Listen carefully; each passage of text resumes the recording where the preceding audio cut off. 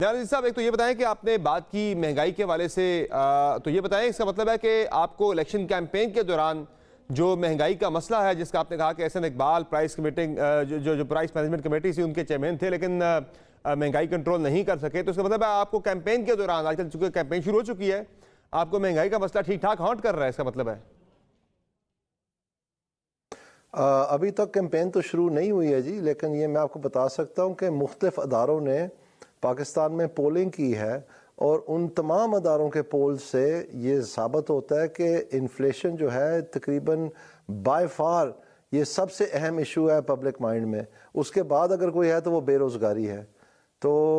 اس لیے مجھے پتا ہے کہ جب بھی الیکشن مہم شروع ہوئی تو یہ سوال ابھرنا ہے. تو اس لیے ان کو چاہیے، ہماری جماعت کو بھی اور ہم سب کو، کہ ہم اس کی تیاری کرنے، جواب دہی کرنے کے لیے، کیونکہ لوگوں نے یہ سوال پوچھنا ہے.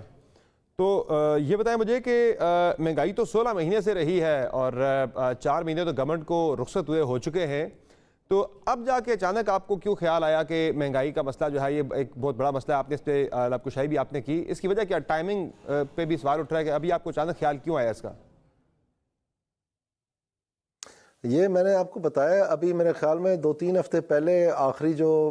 سروے ہے جن کا میں ذکر کر رہا ہوں وہ آیا تھا، شاید آپ کی نظروں سے بھی گزرا ہو، اور اس میں حیرانگی سے 74 یعنی 74% جو لوگ ووٹنگ پبلک گنی گئی تھی، اس میں انہوں نے کہا کہ ان کا نمبر 1 ایشو انفلیشن ہے. تو یہ چیزیں بلڈ اپ ہو رہی تھیں، اور شاید سے آپ کو پتہ ہے میرا ایک بہت برا ایکسیڈنٹ ہوا تھا پچھلے سال جون میں، اور اس کے بعد مجھے دوسری زندگی ملی ہے. اور میں آپ کو شاید معلوم ہے یا نہیں، میرے والد صاحب بھی چلے گئے اس دنیا سے، میری والدہ بھی چلے گئی، میری بہن بھی چلے گئی، اور میں بھی بس بال ہی بچا ہوں، موت کے منہ میں سے ہو کے آیا ہوں. تو یہ جو دوسری زندگی مجھے ملی ہے، میرے خیال میں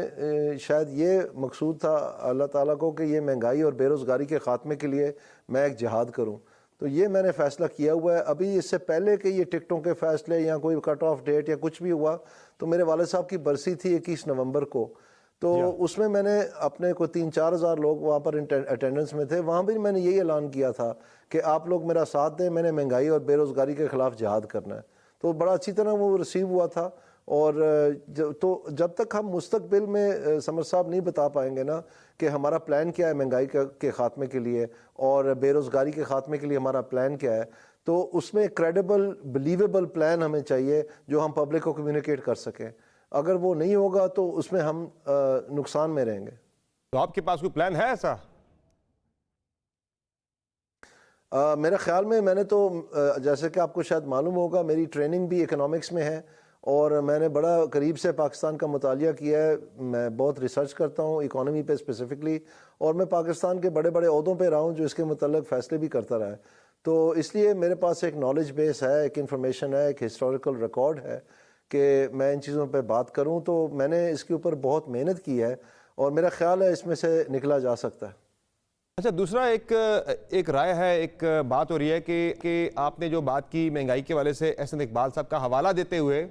اس میں ایک یہ بھی ہے، ایک رائے، ایک تاثر یہ بھی ہے کہ کچھ اطلاعات ایسی بھی ہے کہ احسن اقبال صاحب کے حوالے سے جو آپ کا کوئی حلقے کے اندر بھی کچھ معاملات چل رہے ہیں. ایک تو اس میں بات یہ ہوتی ہے کہ جو ایم کیو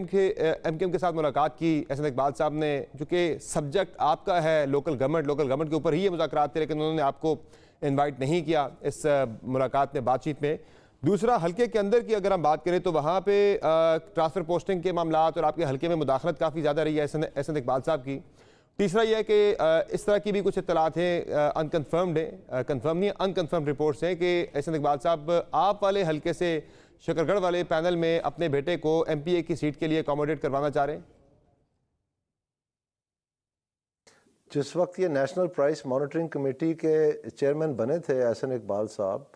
تو اس وقت تو ایسی کوئی بات نہیں تھی نا. تو ریکارڈ جو ہے وہ آپ کے سامنے ہے کہ پاکستان کی تاریخ میں جب سے پاکستان بنا ہے 1947 سے لے کے آج تک، حالانکہ نون لیگ کا بڑا اچھا ریکارڈ ہے مہنگائی کے حوالے سے، پچھلی 3 حکومتوں میں تمام جماعتوں کے مقابلے میں پاکستان مسلم لیگ نون کی حکومت کے دوران سب سے سستا زمانہ رہا ہے. لیکن اس دفعہ جو ہے کو ذمہ داری سونپی گئی کیونکہ نیشنل پرائس مانیٹرنگ کمیٹی کے چیئرمین ان کو بنایا گیا. تو جب یہ بنے تو اس کا رزلٹ آپ کے سامنے ہے. تو اس کا کیا تعلق ہے حلقے کے ساتھ یا کسی ٹکٹ کے ساتھ؟ یہ کہہ رہے کوئی لوکل معاملات نہیں، یہ پیورلی ایک ان کی ناکامی تھی احسن اقبال صاحب کی. اچھا سر اب یہ بتائیں کہ اب 70 دن رہ گئے انتخابات لوکل معاملات میں نے آپ کو پہلے ہی بتا دیا تھا کہ اس سے بہت قبل کہ کسی قسم کی ٹکٹوں کی کٹ آف ڈیٹ یا اپلیکیشن یا انٹرویوز یا کوئی بھی خیال بھی تھا کسی کو، میں نے 21 نومبر کو اپنے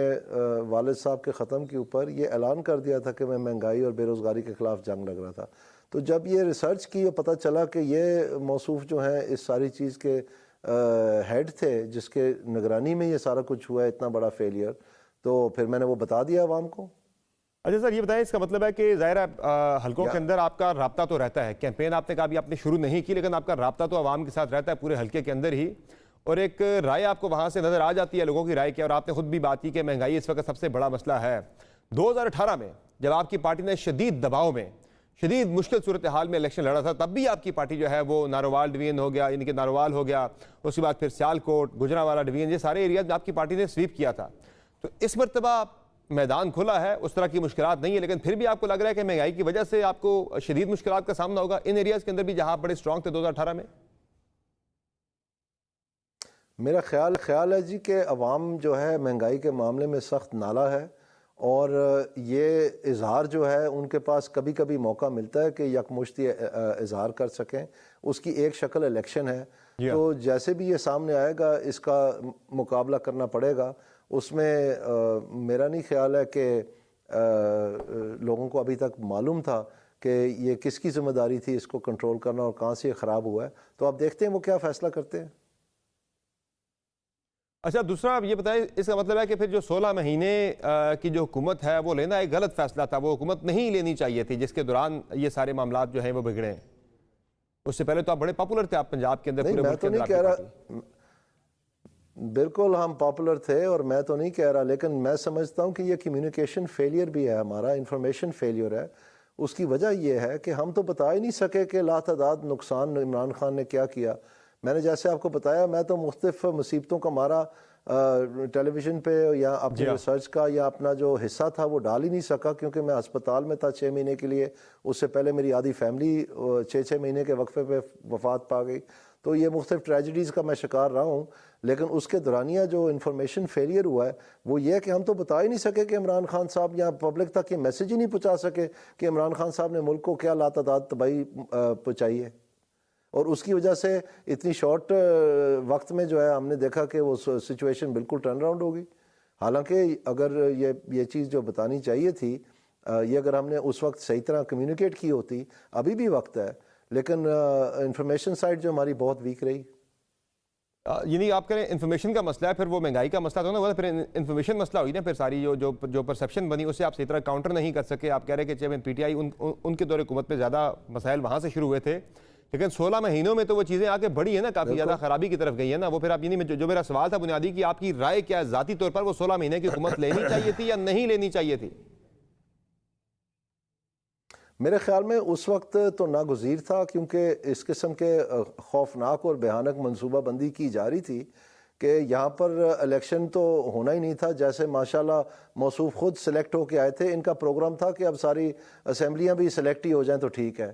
تو اس قسم کی جو تیاریاں کی جا رہی تھیں ان کو تھوارٹ کرنے کا، روکنے کا یہ واحد راستہ تھا، تو وہی اپنا لیا. اور دوسری بات یہ ہے کہ اس چیز کی دفاع میں جو انہوں نے حرکات کی IMF کے خلاف اور سارا کچھ جو ہے اس میں ملک کا دیوالیہ تو سٹنلی نکل جانا تھا. تو میں سمجھتا ہوں کہ اس میں جو پاکستان کو دیوالیے سے بچایا ہے وہ تو اچھا کام کیا ہے، لیکن یہ لازمی نہیں ہے کہ دیوالیہ بچانے کی وجہ سے مہنگائی ریکارڈ ہوئی ہے. مہنگائی پھر بھی روکی جا سکتی تھی.